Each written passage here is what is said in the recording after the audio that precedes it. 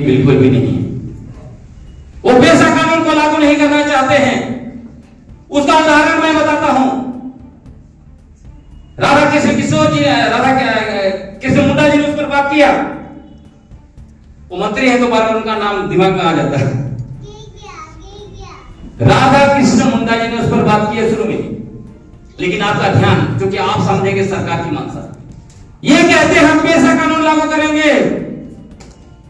जब 2 साल का प्रक्रिया चलाया, 2023 में लेके आए, पब्लिक किया, उठा के देखिए उसमें क्या लिखा है। नियमावली का नाम जरूर लिखता है, झारखंड पंचायत उपज अनुसूचित क्षेत्रों में विस्तार अधिनियम नियमावली 2022 उसमें लिखा है। लेकिन अधिनियम का अर्थ झारखंड पंचायत राज अधिनियम 2001, धारा का अर्थ होगा झारखंड पंचायत राज अधिनियम की धाराएं। तो हमने सवाल किया, बताया जाए कि कौन सा नियमावली आप लागू कर रहे, पेशा नियमावली जहां पंचायत राज अधिनियम की धाराएं होंगी। ऐसा तो हमने कहीं देखा नहीं दुनिया में। ये पहला ऐसा राज्य जहां से लागू किया जा रहा है। उसके बाद इन्होंने ये ड्राफ्ट बनाया, इसमें भी वही लिखा है।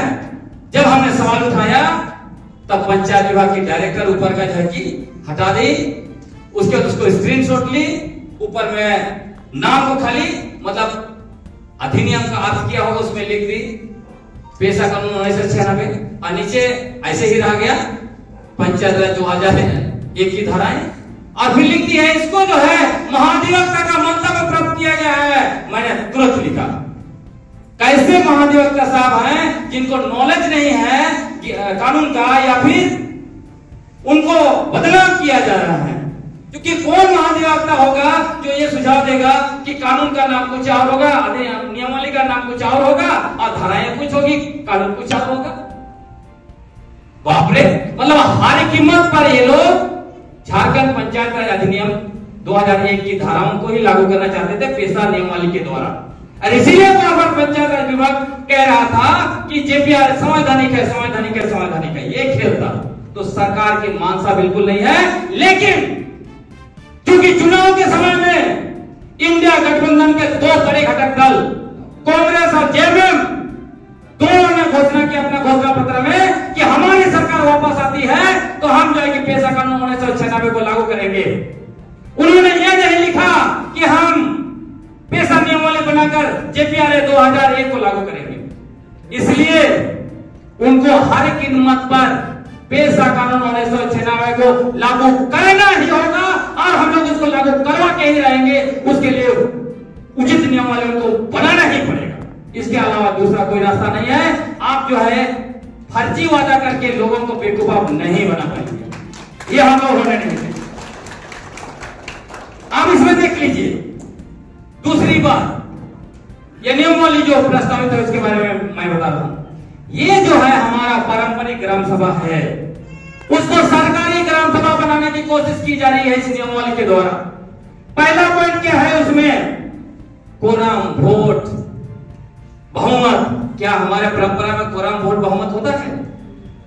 हमारे यहां सर्वसम्मति होता है। परंपरा में बैठ के लोग बातचीत करके अपना नेता चुनते जितने लेते हैं उसको लागू करते हैं। दूसरी बात, ग्राम सभा का सुनिए बहुत ध्यान से, नियमावली में लिखा हुआ है। और वो कौन विशेष बैठक होगा? जमीन अधिग्रहण का। आपके गांव में जमीन अधिग्रहण करना है, मुखिया साहब बुलाएंगे। इसका ताजा उदाहरण बता रहा हूं आपको। चले जाए मनोहरपुर के पास, कल ही परसों हुआ, मुखिया बैठक बुलाया। किसका? बालू को ऑक्शन करना था। मुखिया बैठक बुलाया, सब लोग सहमत हो गए और बालू का ठेका हैदराबाद की कंपनी को मिल गया। ये है जो लोग हल्ला कर रहे हैं कि बहुत अच्छा नियमावली बनाया है, उसके द्वारा और भी सारा बालू घाट का ठेका उन्हीं लोग को मिलेगा। एक का तो आदिवासी लोग रोक पाए किसी तरह, बोले कि नहीं हम लोग नहीं देंगे, क्योंकि वो हम लोग सरंडा इलाके में काम कर चुके हैं 2016-17 सुशील बालाजी के साथ में, बहुत तो लोग जागरूक है। वहां उन्होंने रोक दिया। लेकिन जहां महतो बहुल इलाका था, आदिवासी लोग कम थे, वो लोग हैदराबाद की कंपनी को दे दिया। उन्होंने कहा बस आप मंदिर बना दीजिए, ये रोड बना दीजिए, ये कर दीजिए, वो कर दीजिए, खत्म। उन्होंने कहा बालू उठाने में रोजगार देंगे, मतलब आप जो है कि मजदूर आपसे कराएगा मंजूरी और वो बालू को बेच के कमाएगा। ये लोग अभी बालू निकालेंगे और जब जुलाई अगस्त के समय में बालू बेचेंगे, एक ट्रक 10-10 हजार में बिकता है, समझ रहे हैं? अभी 1000 में खरीदेगा, 10,000 में बेचेगा। तो ये हालत है। तीसरा, पंचायत सचिव कौन होगा? सरकारी सचिव, सरकार नियुक्त करेगा। और जो ग्राम सभा जिसको नियुक्त करेगा उसको 1 साल में भी हटा सकते हैं, वेतन नहीं मिलेगा, उसकी कोई सिक्योरिटी नहीं। आप बताइए कि हमारा परंपरा में कोटवार है, अलग अलग बोलते हैं ना, उसको सचिव क्यों नहीं बनाना चाहती है सरकार? क्यों सरकारी सचिव थोपना चाहती है? इसलिए मैंने कहा हमारा पारंपरिक व्यवस्था को सरकारी व्यवस्था बनाना चाहते हैं। चौथी बात, पंचायत का जो कार्यकारी समिति होगा जिसमें मुखिया और बाकी लोग बैठेंगे, वो लोग ग्राम सभा उस मीटिंग के लिए एक व्यक्ति को चुनेगा, लेकिन वहां उसको वोटिंग देने का अधिकार नहीं होगा। खाली वो देखेगा कि कैसे हमारा गांव लूटा जा रहा है, कैसे वो लोग बालू बेच रहे हैं, कैसे वो लोग जो है कि सड़क बनाने के लिए 5 लाख का प्रोजेक्ट लाया और अपने लोग जो है कि परसेंटेज खा रहा है। वो खाली देख सकता है, वो कुछ नहीं कर सकता। मतलब ग्राम सभा का इतना अपमान कर रहे हैं ये लोग कि वो भेजेगा, उसको वोटिंग का राइट नहीं होगा। क्या आप इतना अपमान भरा चीज को स्वीकार करेंगे? और ये लोग कह रहे हैं कि परंपरा को हम अधिकार दे रहे हैं। तो दिमाग खोलने का समय है। पांचवा बात, ग्राम सभा योजना बनाएगा, अनुमोदन करेगा, सब कुछ करेगा, लेकिन यही पंचायत समिति जो है कि योजना का लागू करेगा। भ्रष्टाचार का सारा मामला यही रहेगा। वीडियो को पैसा देना है, उसको पैसा देना है। हालांकि इसी तरह का व्यवस्था पैसा का भी एक सेक्शन में है जिस पर अमेंडमेंट करने की जरूरत है। तो ये है। तीसरी बात मैं आपके पास कहना चाहता हूं कि आदिवासियों का इलाका का जो भी प्राकृतिक संसाधन है उस पर हावी कौन रहेगा? नौकरशाही। इस नियमावली के द्वारा नौकरशाही को आपके पारंपरिक व्यवस्था पर बैठा देना चाहते हैं। जो बालू लूट हुआ, कल वहां सब लोग गया हुआ था, ग्राम सभा हुआ वहां पर, आप पेपर पढ़िएगा, जितना सरकारी पदाधिकारी और ये शेष करके करवा दिया, क्योंकि उनको तो पैसा उधर से मिलेगा ना, कंपनी की तरफ से, बैकडोर से, नेता लोगों को चंदा मिलेगा, वो सारा कुछ उसमें लिंक है, इसीलिए करवा रहे हैं। अब ये जो सरकारी नौकरशाही कहा, लघु खनिज, 3 उदाहरण दूंगा, ज्यादा नहीं, क्योंकि तो आपको भी समय मिले। लघु खनिज हमारा पारंपरिक अधिकार है, नियमावली में भी लिखा है।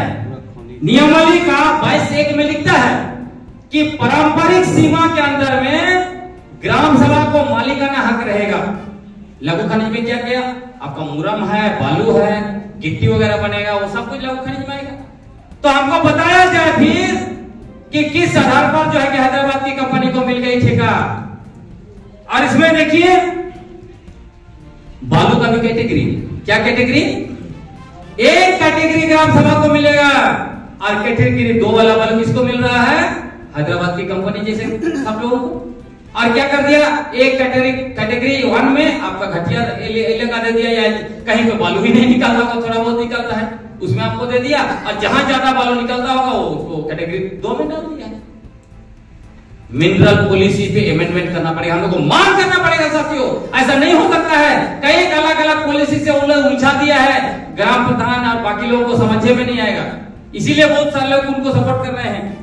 तो आपका अधिकार छीन लिया जा रहा है। और उसके साथ साथ कैटेगरी 1 को भी कौन निर्धारित करेगा? डिस्ट्रिक्ट मिनरल ऑफिसर, जो वही डिस्ट्रिक्ट मिनरल ऑफिसर अभी बालू लुटवाया हैदराबाद कंपनी को दिलवा रहा है। ऑक्शन बोलते हैं। नियम का क्या करना है ऑक्शन में? सबसे पहले आदिवासी का कोऑपरेटिव को मान्यता दिया जाएगा। अगर वो नहीं होता है तो कोई कंपनी बनाए हैं आदिवासी लोग, उसको दिया जाएगा। वो नहीं होता है तो कोई व्यक्तिगत आदिवासी जो है कि उसका ठेका लेना चाहता है उसको दिया जाएगा। और वो नहीं होता है तब किसी बाहरी को। और यहां सीधा जन सुनवाई करके उसको दे दिया। बताइए कितना भारी बेईमानी। यहां पे खूंटी में भी किसी ने शुरू कर दिया, कह रहे कि आदेश दे दिया सारे ग्राम ये मुखिया लोगों को कि बालू का ठेका आप लोग जो है कि सब कुछ कीजिए। कितना भारी लूट किया जा रहा है। दूसरी बात, भूमि अधिग्रहण। भूमि अधिग्रहण में क्या होगा? भूमि अधिग्रहण के समय हमारा जो पेशा कानून है ग्राम सभा को अधिकार देता है। भूमि अधिग्रहण, पुनर्वास और पुनर्स्थापना कानून वो बोलता है अनुसूचित क्षेत्र में भूमि अधिग्रहण नहीं करना है जब तक कि वहां आती जरूरत नहीं है। लेकिन यहां क्या कर दिया? 2013 का कानून है भूमि अधिग्रहण का, 2015 में लोगों ने नियमावली बनाए। वहां पे केंद्रीय कानून में सामान्य क्षेत्र में 70% किसान हाँ बोलेंगे तभी जमीन लिया जाएगा, और झारखंड में क्या करते हैं नियमावली में 33%। सोचिए, एक सरकार बनाने के लिए 50% से ज्यादा सीट चाहिए। संविधान का कोई बड़ा प्रावधान को आपको अमेंडमेंट करना है, आपको 66% चाहिए, लेकिन झारखंड में आदिवासियों की जमीन लूटने के लिए वो सिर्फ और सिर्फ 33% चाहिए। और वो भी क्या, पहला ग्राम सभा होगा उसमें 33% नहीं आए तो दूसरा ग्राम सभा में 10 लोग भी आए तो हो गया। और वो लोग निर्णय दे दिया तो निर्णय वापस नहीं हो सकता है, लिख दिया नियमावली में। यही जो जिसको बोल रहे हैं बहुत शानदार नियमावली बना है आपको अधिकार देने के लिए। ये निश्चित रूप से ये लोग दलाली कर रहे हैं, इसलिए आदिवासी समाज को इस तरह से बेचने का, लुटवाने का काम कर रहे हैं, इसलिए वैसे लोगों को आपको पहचानना पड़ेगा। तीसरी बात, आदिवासी भूमि हस्तांतरण। ग्राम सभा का अधिकार है पेशा कानून में कि कोई गैर आदिवासी लिया है तो ग्राम सभा बैठेगा उसको वापस कर देगा। अब ये नियमावली में क्या कर दिया इन लोगों ने, लिख दिया है कि ग्राम सभा नहीं सकेगा तो डीसी को दे देगा। और बाकी मामलों में क्या लिखता है, बाकी मामलों में लिखता है कि यदि ग्राम सभा नहीं सकेगा, मान लीजिए कि दो परिवार का झगड़ा है, ग्राम सभा ने नहीं सका तो वो मसला जो है वो मसला कहां जाएगा, वो मसला जो है कि परगना के पास जाएगा। यदि परगना नहीं सकता है तो वो मसला जो है कि महाराजा के पास जाएगा। और जमीन जहां का मसला होगा, आदिवासी जमीन का वापसी का, तो मसला कहां जाएगा, सीधे ग्राम सभा से डीसी के पास। बताइए, के भी सक्सेना एक बड़े आईएएस हुआ करते थे, उन्होंने आदिवासी जमीन गैर कानूनी तरीके से लूटी जा रही, उस पर रिपोर्ट बनाया। उस रिपोर्ट में उन्होंने बताया कि रांची के 8 डीसी आदिवासियों का जमीन गैर आदिवासियों को लुटवाने में उनका बड़ा हाथ था। जब डीसी की वजह से, जिनको सीएनटीआर कानून में हमारे जमीन का जिला का मालिक बना दिया गया है, उनकी वजह से हमारी जमीन लूटी जा रही है, उसके बावजूद पेशा नियमावली में डीसी को इतना बड़ा शक्ति कैसे दिया जा रहा है, क्यों घुसाया जा रहा है? मतलब साफ है, आपका जमीन, आपका इलाका, आपका प्राकृतिक संसाधन को लूट लेने की पूरी योजना है साथियों। और पांचवी बात, पेशा कानून सेक्शन 4O में बहुत स्पष्ट है कि राज्य सरकार 6 शेड्यूल के पैटर्न पर यहां पर ऑटोनोमस डिस्ट्रिक्ट काउंसिल गठन करने का प्रयास करेगी।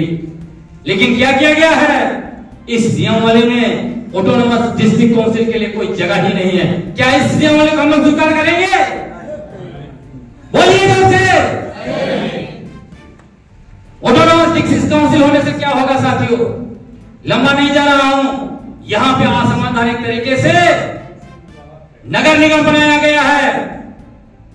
2011 का कानून लागू करके क्या हो रहा है, सीएनटी एक्ट में हमें खुदकट्टी रख दिया गया है। इसलिए खुदकट्टी रख दिया गया है, भुयारी रख दिया गया है, क्योंकि हमारे पूर्वजों ने यहां खूंटा काट काट के इलाकों को साफ करके कोड के जो है कि जमीन बनाया, इसलिए खुदकट्टी और भुयारी अधिकार है। लेकिन अभी क्या किया जा रहा है, नगर पालिका कानून के द्वारा आपके सारे अधिकार छीन लिए जा रहे हैं और कहा जा रहा है आपका बाप दादा जमीन, आपका बाप दादा का जमीन है, वहां आपने घर बनाया है, तो कहा जा रहा है ये नगर निगम का जमीन है, तुमने वहां पे बिल्डिंग खड़ा किया है, होल्डिंग टैक्स दो। तुम्हारा बाप दादा का जमीन है, रेवेन्यू टैक्स भी दो। वहां बिजली का, पानी का, सब कुछ महंगा। और जो नगर निगम असंवैधानिक तरीके से बनाया गया है, उसको यहां से निरंतर विस्तार करने की कोशिश की जा रही है, खूंटी तक विस्तार करने की कोशिश की जा रही है। और कई लोग जिनको जो है कि आदिवासी समाज को लुटवाना है, जिनको गांधी साहब पैसा चाहिए, जिनको पद चाहिए, वो कहते हैं नगर पालिका कानून अनुसूचित क्षेत्र में संवैधानिक है। मैं बताना चाहता हूं, यदि ये संवैधानिक है तो कैसे राजस्थान हाईकोर्ट ने नगर पालिका का विस्तार करने से वहां पर रोक दिया, रोक लगा दिया? कैसे यहां का नगर पालिका का जो बिल्डिंग बना है, जाइएगा मेन रोड में, उसका उद्घाटन करना था, महामहिम राष्ट्रपति को बुलाया गया था। माननीय प्रणब मुखर्जी साहब अब दुनिया में नहीं रहे। जब वो आने वाले थे तो मैडम सुषमा बरोली जी यहां पर हैं, उनके तरफ से चिट्ठी लिखा गया राष्ट्रपति महोदय को। वो लिखा गया कि साहब आप जिस बिल्डिंग का उद्घाटन करना चाहते हैं वो यहां पे असंवैधानिक रूप से बना हुआ है। संविधान का अनुच्छेद 243 जेड 1 उसको प्रतिबंध करता है, नगर पालिका कानून को। जेड 3 द्वारा संशोधन नहीं हुआ है। यदि आपने नगर पालिका का बिल्डिंग का आपने उद्घाटन किया, इसका मतलब आप अपना ही अनुसूचित क्षेत्र में जो संवैधानिक प्रावधान दिए गए हैं, आप संवैधानिक रूप से हमारे मालिक हैं, आप कस्टोडियन हैं, अपना ही संविधान का आप अवहेलना करेंगे। साथियों, ताली बजाइए सुषमा जी और उनका परिवार का कि राष्ट्रपति महोदय इनकार कर गए, रांची आए लेकिन उन्होंने इसका उद्घाटन नहीं किया। तो उनको यह मुंहतोड़ जवाब है जो वो कहते हैं कि नगर पालिका कानून जो है नगर पालिका अनुसूचित क्षेत्र में संवैधानिक है। यदि संवैधानिक होता तो माननीय राष्ट्रपति महोदय उस बिल्डिंग का उद्घाटन किए रहते। सोचिए, इसका मतलब हम लोग जो आवाज उठा रहे हैं हम लोग सही दिशा में, इसलिए मैं कह रहा हूं झारखंड में ऑटोनोमस डिस्ट्रिक्ट काउंसिल हर जिला में बनना चाहिए और सारा नगर पालिका जो भी आपने बना के रखा है, नगर पंचायत बना के रखा है, ये सारे डिस्ट्रिक्ट ऑटोनोमस डिस्ट्रिक्ट काउंसिल का हिस्सा होना चाहिए। इसके अलावा हम लोग दूसरा चीज स्वीकार नहीं करेंगे क्योंकि ये पेशा कानून में लागू किया गया है। साथियों, मैं अब खत्म करते हुए आपको बताना चाहता हूं कुछ चीजें। ये जो जेपीआर 2001 को असंवैधानिक किया कहला रहे, हम लोग तो कह रहे हैं कि नहीं ये संवैधानिक है। जो लोग कह रहे हैं ये संवैधानिक है वो निश्चित रूप से भूमि माफिया, खनन माफिया, जमीन माफिया, जंगल माफिया को सुरक्षा देना चाहते हैं, क्योंकि वही लोग यहाँ पे लूट रहे हैं। उदाहरण के लिए मैं आपको बताता हूं, रांची का बहुत सारा न्यूज आता है कि यहाँ पे बहुत सारे इलीगल क्रशर चल रहे हैं, स्टोन क्रशर। मुझे पता है इतना बड़ा एडमिनिस्ट्रेशन है, यहाँ पे सीईओ पीडीओ सब कुछ है, मतलब डीसी के अलावा पूरा जो है कि महकमा है, पूरा सरकार यहां से चलती है। कैसे रांची जिला में अवैध खनन होता है? वो इसीलिए होता है क्योंकि वो वहां से ब्यूरोक्रेट्स के पास नीचे टेबल से जा रहा है, नेताओं के पास नीचे टेबल से जा रहा है, इसीलिए वो आवाज नहीं उठाते हैं। जिस दिन पेशा कानून लागू हो गया, आपका गांव के आसपास जो पहाड़ है वहां पे इलीगल क्रशर नहीं चलेगा क्योंकि ग्राम सभा उसको पकड़ेगा, इसीलिए वो नहीं चाहते हैं। जिस तरह से जंगल को फॉरेस्ट विभाग कब्जा कर रहा है, अत्याचार कर रहा है, और जो है कि वन माफिया के साथ मिलकर टिम्बर बेचता है, उस पर रोक लग जाएगा। जमीन आदिवासी का कार्यक्रम इस तरीके से कब्जा किया कि तरह तरह बिल्डिंग बनाया है, सारा कुछ वापसी होगा। तो भू माफिया नहीं चाहते हैं, अगर ऐसे होगा तो गड़बड़ हो जाएगा, इसीलिए वो रोकना चाहते हैं पेशा कानून। और मैं आपको कह रहा हूं कि बालू माफिया का मैंने आपको बता दिया क्या हो रहा है। तो ये सारे लोगों को संरक्षण देना चाहते हैं इस नियमावली के द्वारा, इसलिए हमारे लोगों को कैसे भी बरगला के नियमावली लागू करना चाहते हैं। खनिज का मैंने आपको बताया कैसे इनके पास आ रहा है, डॉक्टर साहब के पास। और बहुत महत्वपूर्ण information, district mineral foundation trust, TSP का पैसा। डिस्ट्रिक्ट मिनरल फाउंडेशन ट्रस्ट क्या है? क्योंकि हमारा इलाका का खनिज लूट के लोग ले जा रहे थे, आवाज उठाया गया 2015 में एमएमडीआरए 1957 को संशोधन किया गया और कहा गया कि जो रॉयल्टी आता है उसका 10 से 30% वहां का डिस्ट्रिक्ट मिनरल फाउंडेशन ट्रस्ट को जाएगा। और वो पैसा कहां जाएगा? विस्थापितों के उद्धार के लिए, उसका विकास के लिए, कल्याण के लिए, शिक्षा के लिए, रोजगार के लिए। अभी क्या हो रहा है? करोड़ों रुपया डिस्ट्रिक्ट मिनरल फाउंडेशन ट्रस्ट में आया है, उसका मालिक डीसी और डीडीसी को बनाया गया है। इन लोगों ने ग्राम सभा को इन्वॉल्व नहीं किया, इन लोगों ने बेनिफिशियरी का लिस्ट भी नहीं बनाया, और क्या कर रहे हैं? पैसा का बंदर बांट कर रहे हैं। अक्टूबर में झारखंड का सीए मतलब ऑडिटर जनरल सीएजी का रिपोर्ट जारी किया। उस समय खुलासा किया कि बोकारो का डीसी ने 1,08,000 रुपया जो हमारे विस्थापितों के ऊपर खर्च होना था उसको वहां ओपन जिम बना दिया। रांची का डीसी ने मैगलुक्सीगंज में अपना जो है कि गन बंगला बना दिया। चतरा का डीसी ने 1.25 करोड़ से ज्यादा रुपया जो है वहां टॉयलेट और क्या क्या बनाने में, फर्नीचर खरीदने में खर्च कर दिया। गुमला का डीसी ने वहां लाइब्रेरी बना दिया, करोड़ों रुपए खर्च कर दिए। हमारा पैसा का हकमारी हो रहा है। टीएसपी का पैसा से रांची प्रेस क्लब बनाया गया है, हाईवे बनाया जा रहा है आपका पैसा से। जबकि प्लानिंग कमीशन का पैनल में मैं 2 साल था साथियों। प्लानिंग कमीशन का बहुत स्पष्ट मतलब गाइडलाइन था। अब प्लानिंग कमीशन को नीति आयोग बना दिया गया है। प्लानिंग कमीशन का स्पष्ट गाइडलाइन था कि टीएसपी का 50% पैसा ह्यूमन रिसोर्स डेवलपमेंट, मतलब डॉक्टर, नर्स, इंजीनियर, इस तरह के जो पढ़ाई करते हैं आदिवासी उनको देना है। फिर ये क्या करते हैं, हमारा पैसा को लूट मचाते हैं, लूटते हैं, बंदरबाट करते हैं और कहते हैं सीएनटी में संशोधन करो ताकि तुम जो है कि अपना जमीन जो है बैंक में मॉर्गेज रख सकते हो। बताइए। तो इसीलिए मैं कह रहा हूं, आंख खोलिए, चारों तरफ से हम लोगों को लूटा जा रहा है और हमारे लोग ही पंचायत विभाग से मिलकर प्रशिक्षण के नाम पर लाखों रुपया अपने पॉकेट में डालने के लिए कह रहे हैं कि यही जो है कि बहुत अच्छा है, जेपीआर है और हम लोगों को धर्म के नाम से आपस में लड़वाना चाहते हैं। तो कुल मिलाकर साथियों ये मसला यह है कि जिस तरह से धरती आबा बिरसा मुंडा ने कहा था उन्मूलन का अंत नहीं होगा, जब वो चाईबासा में 5वीं क्लास में पढ़ रहे थे तभी उनको पता चल गया था कि आदिवासियों की जमीन, उनका इलाका और उनका प्राकृतिक संसाधनों को टीकू लूटने के लिए आए हैं इस दुनिया से जाने से पहले। इसीलिए उन्होंने कहा कि आपको उन्मूलन जारी रखना होगा क्योंकि टीकू आएंगे, आपका जमीन, इलाका और प्राकृतिक संसाधन को लूट लेंगे। आज हम लोग देख रहे हैं ना, सीएनटी कानून होने के बाद भी रांची लूट गया, खूंटी भी लूटा जा रहा है, जमशेदपुर लूट गया। जमशेदपुर में 24 आदिवासी गांव हुआ करते थे, 95% आदिवासी थे। 100 साल के बाद 5 पे कैसे आ गए?